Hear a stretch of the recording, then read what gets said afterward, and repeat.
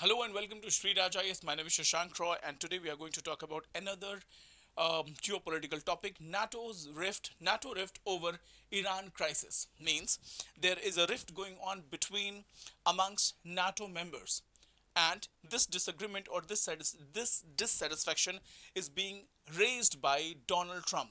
So let's understand this entire topic with a diagram. So once again, I will say the same thing. On 28th of February, what happened? Iran was attacked by USA plus Israel. USA plus Israel collectively attacked Iran. They collectively together attacked Iran. Now, in this entire affair, no consultation was done with NATO. No consultation was done with NATO. Now, it was said US thought that it will be a cakewalk. Iran thought that it will be a cakewalk. They will simply bombard Iranian targets and they will be back. But this is the 32nd day of war. This is 32nd day of war and there is no end in sight. So, what is happening here? The problem that is happening here is USA and Israel. USA is running out of resources. USA is running out of resources. US is bleeding financially. NATO says, not NATO, Pentagon says that it needs 200 billion USD to fund this war. NATO says that their resources are dry because they are facing two theaters of war. The first theater of war is Ukraine and Russia, and the second theater of war is USA and Iran. Now, NATO says that if we divert resources from Ukraine to Iran theater of war, what will happen? Russia might be emboldened, Russia might be encouraged, and Russia might launch an crippling attack on Ukraine and capture more territories. So, Ukraine might be weakened. That's why NATO members are not at all supporting Donald Trump and their attack on Iran. Now, USA says that after World War II, since the creation of NATO, US has taken complete responsibility of the security of NATO members. In fact, the US is the biggest funder of NATO.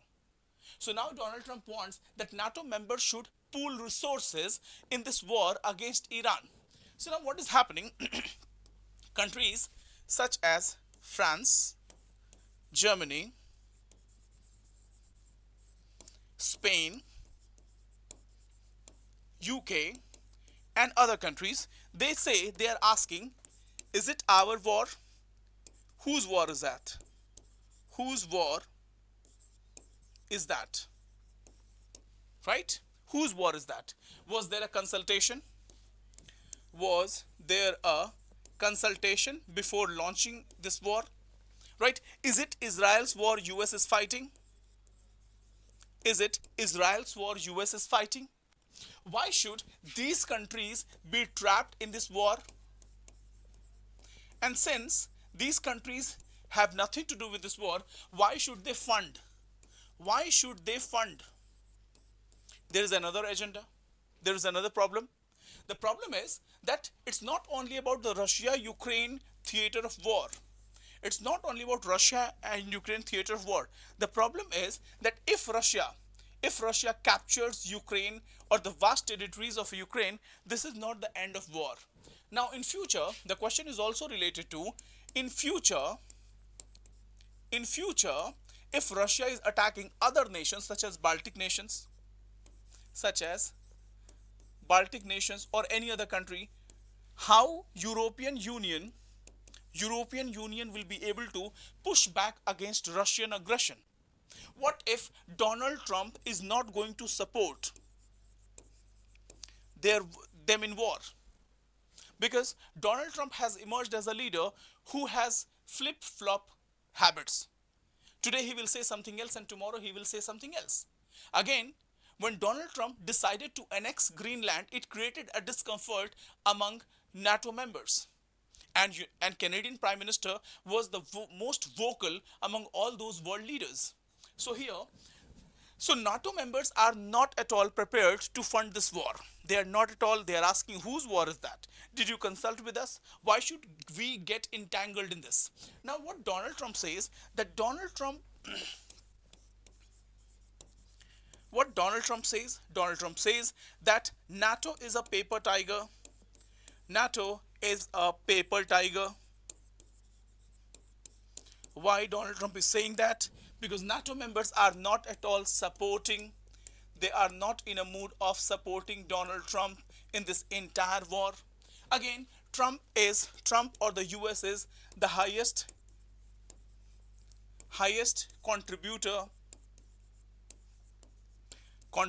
of NATO. Why? Because this was a system which made United States of America the world superpower, and enabled USA to become a hegemon. Now, when Donald Trump says that he might exit NATO, it will be a violation of Article 5. What Article 5 says? Article 5 of NATO Charter says collective security. Collective security. Now, Article 5 of NATO Charter says that there will be a NATO is a collective security agreement, that in case attack on one will be perceived as attack on the entire group. So if US is exiting from NATO, it means that Russia might be testing NATO members by attacking other Baltic nations to check whether US is coming for the rescue of European countries or not. Again, there is a question, in case of Russian aggression in future, will the European countries be able to push back against Russia? Do they have the capacity? Do they have the military system? Will they be able to sustain NATO system without USA, or NATO is going to be collapsed?